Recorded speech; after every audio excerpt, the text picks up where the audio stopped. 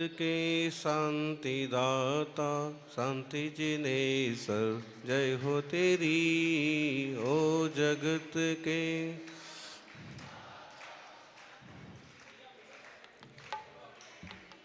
जयकारा जोर से शांतिनाथ भगवान की। इस जिनालय में जो प्राचीन शांतिनाथ भगवान की प्रतिमा है लगभग 1000 साल पुरानी होगी, और वो प्रतिमा वो मुनि सुब्रत भगवान की जहाजपुर वाली प्रतिमा से मिलते जुलते हैं।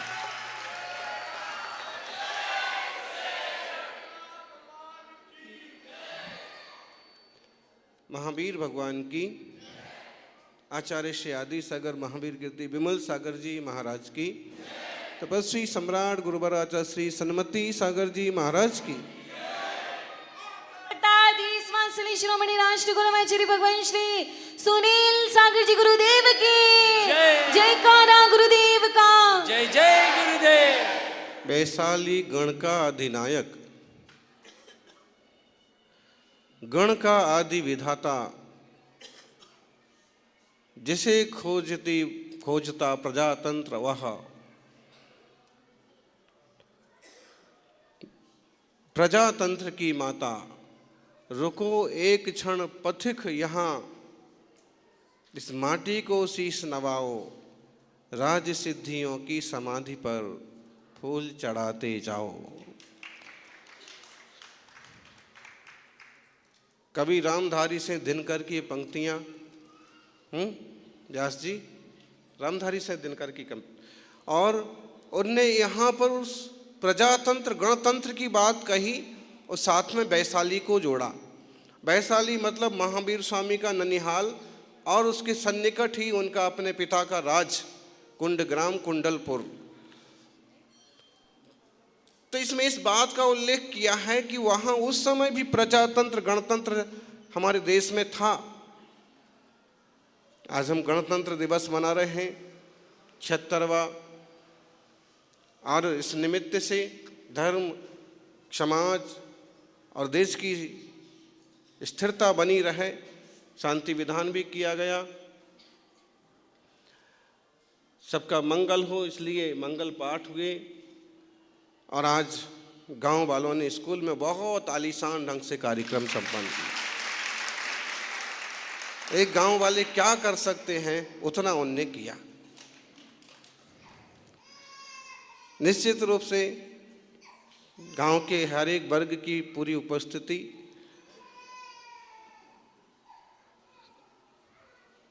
और इसलिए हमने सुबह कहा था कि बड़े बड़े शहरों के कार्यक्रमों में जितना आनंद आता है उससे सवा आया आनंद आपके गांव में आया।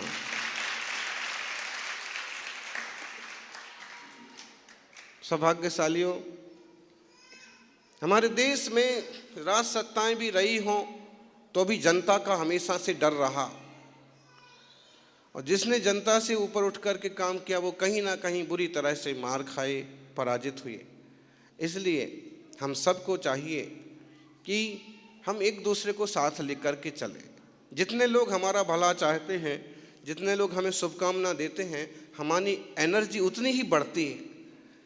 इसलिए समाज के किसी भी वर्ग और किसी भी घटक को तकलीफ देने का काम तो कभी करना ही नहीं चाहिए, और कोशिश करें कि हमसे जितना बने शिक्षा के क्षेत्र में, स्वास्थ्य के क्षेत्र में, दया और करुणा के माध्यम से जन समाज, पशु पंछियों की भी सेवा करते रहें। बात हमने सुबह भी कही थी कि हम सबको जिम्मेदारी समझना होगी कि देश हमारा है, और प्रत्येक व्यक्ति को उसी निष्ठा और ईमानदारी से काम करना होगा, तो निश्चित रूप से कई सारी समस्याएं आप दूर हो जाएंगी।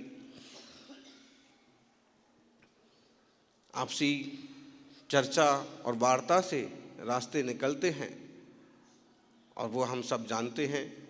गणतंत्र, जनतंत्र, महावीर स्वामी तो आत्मा की स्वतंत्रता की बात करते हैं।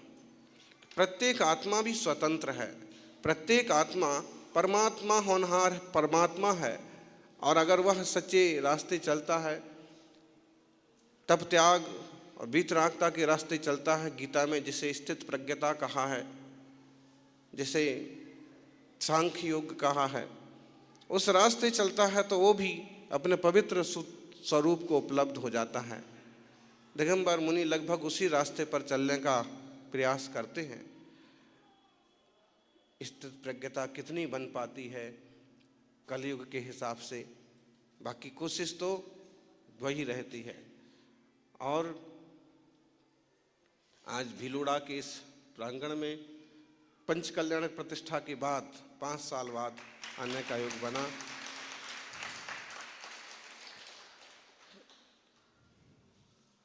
ढाई दिन के झोपड़े में गए तो एक इतिहास बन गया, और 2.5 दिन के लिए सागवाड़ा गए तो भी इतिहास बन गया। पावापुर की धरती पर विधान होना, सब एक साथ बैठना, फिर योगेंद्र गिरी पर अभिषेक, और फिर भवन का वापस उद्घाटन। और यहाँ पर भी 1.5 दिन तो हो ही गया, कल का दिन भी गिन लो। और नहीं तो 24 घंटे होने को आए हैं, और 24 घंटे में क्या नहीं होता। रात बदलती है तो सब कुछ बदल जाता है, नोट तक बदल जाते हैं। हाँ, और राम को सुबह अभिषेक होने वाला था और रात बीती कि माहौल कुछ का कुछ हो गया। इसलिए एक एक क्षण का, एक एक समय का सदुपयोग करो। कर लो तो काम, भज लो तो राम। हमारे हाथ में जो जो कुछ अवसर आते जाते हैं उन्हें अच्छे से प्रयोग करते जाएं, भुनाते जाएं।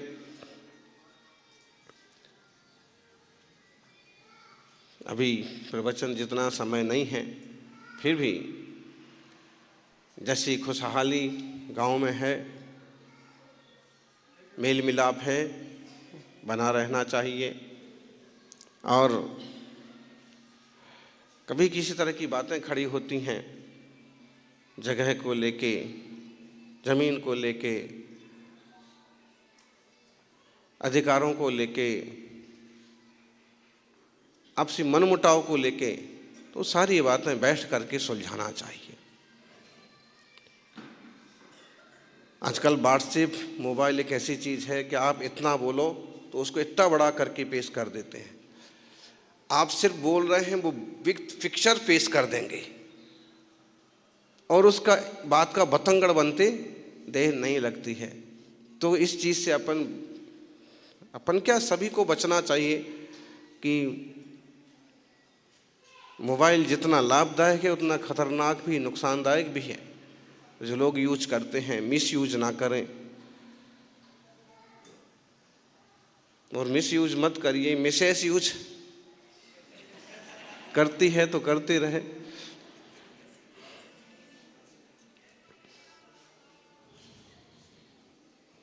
थोड़े दिनों का मिला है, सब इकट्ठे हुए हैं और फिर सब अपने अपने रास्ते निकल जाते हैं। इसी मेले में ही झमेले हैं, और इस सारे मेले और झमेले में फिर भी हम सब अकेले हैं। हाँ, इस बात की समझ बनी रहती है तो शांति रही आती है। आकुलता व्याकुलता फिजूल में बढ़ाने से कोई फायदा नहीं होता है।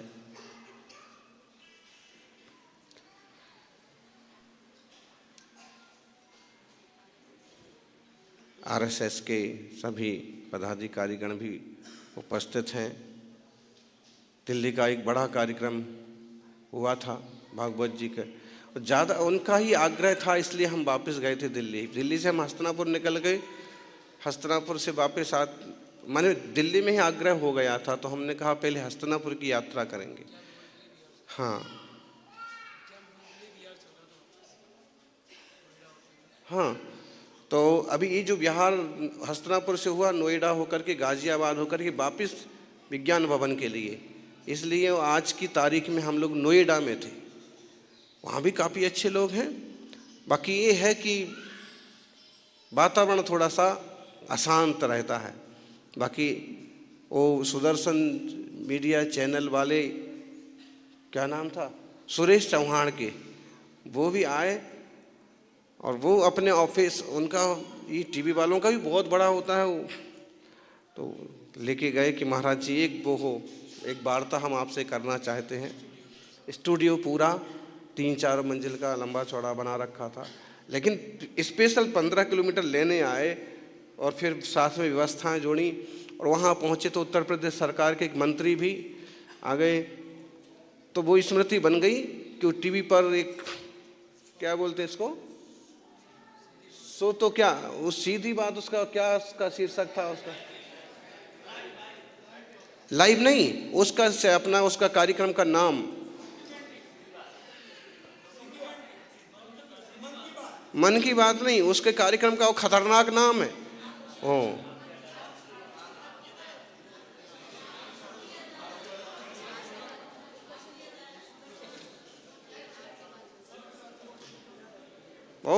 इस टाइप का स्टाइल करके और बोले महाराज जी आप भी ऐसे खड़े हो जाओ। मैंने कहा भाई हम ऐसे क्यों खड़े हो जाएंगे, मतलब वो जोश दिखाने वाला। फिर भी अच्छी चर्चा हुई और हमने लाइव चल रहा था शो, 15-20 साधु साथ में थे, 101 सब स्टाफ और दुनिया भर के लोग इकट्ठे हो गए, कुछ विदेशी लोग भी। तो फिर देश धर्म समाज इसको लेकर के फिर हैं बोल बिंदास बोल, बिंदास बोल। फिर राम मंदिर का भी चल रहा था, उस पर भी चर्चा हुई। फिर उसके बाद हम लोग गाजियाबाद होके विज्ञान भवन पहुँचे और वहाँ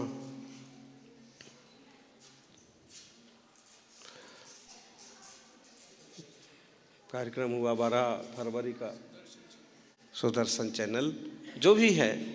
तो सकारात्मकता हमेशा बनाए रहो, चाहे आप किसी भी लेवल पर हों, सकारात्मकता हमेशा बनाए रहो कि रास्ता कैसे बन सकता है, तरीका काम करने का क्या हो सकता है और मिलजुल के काम कैसे होते हैं। ये सकारात्मकता प्रत्येक व्यक्ति के जीवन में ज़रूर होना चाहिए।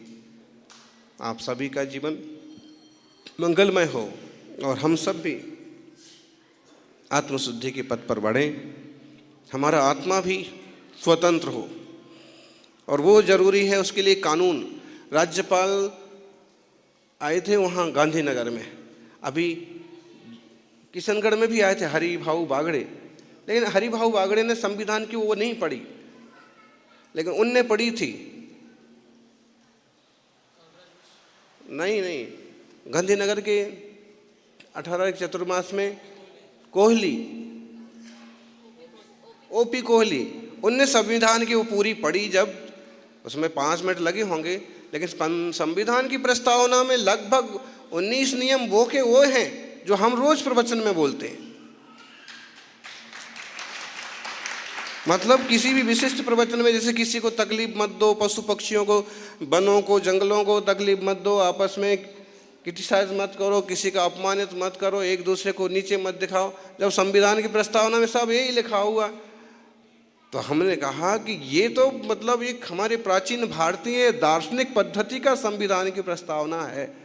तो अगर इस संविधान की प्रस्तावना के हिसाब से ही अपन देश चलने लग जाए तो बाकी संविधान की जरूरत ही नहीं पड़े।